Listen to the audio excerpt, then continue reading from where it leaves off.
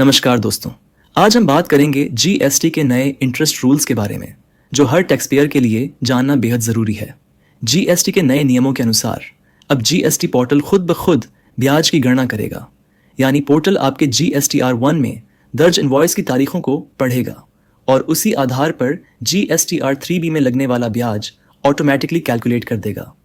अब यहाँ समझने वाली सबसे अहम बात यह है कि अगर आप पुराने इनवॉइस यानी पास डेटेड इनवॉइसेस देर से रिपोर्ट करते हैं तो आपको पूरे टैक्स अमाउंट पर ब्याज देना पड़ेगा।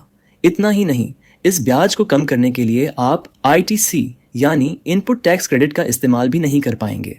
ध्यान दीजिए, यह ब्याज आपकी पूरी ग्रोस टैक्स लायबिलिटी पर लगाया जाएगा। मतलब पोर्टल यह नहीं देखेगा कि आपके पास पहले से ITC उपलब्ध है या कैश बैलेंस पड़ा हुआ है, और एक बार अगर पोर्टल ने ब्याज की राशि ऑटो पॉपुलेट कर दी तो आप उसे न तो कम कर सकते हैं और न ही जीरो कर सकते हैं। अब GSTR-3B की टैक्स लायबिलिटी ब्रेकअप टेबल पहले से कहीं ज़्यादा महत्वपूर्ण हो गई है, क्योंकि इसी टेबल के जरिए पोर्टल पिछली अवधि की सप्लाई को ट्रैक करता है और ब्याज के नियमों को सख्ती से लागू करता है। ये पूरी प्रक्रिया GST में ट्रांसपेरेंसी बढ़ाने, ऑडिट को आसान बनाने और टैक्स अकाउंटिंग को सही रखने के लिए लागू की गई है। इसलिए दोस्तों, अब इनवॉइस रिपोर्टिंग में देरी करना भारी पड़ सकता है। समय पर और सही GST कंप्लायंस ही आपको ब्याज और पेनल्टी से बचा सकती है। अगर आपको यह वीडियो यूज़फुल लगा हो तो लाइक करें, चैनल को सब्सक्राइब करना न भूलें।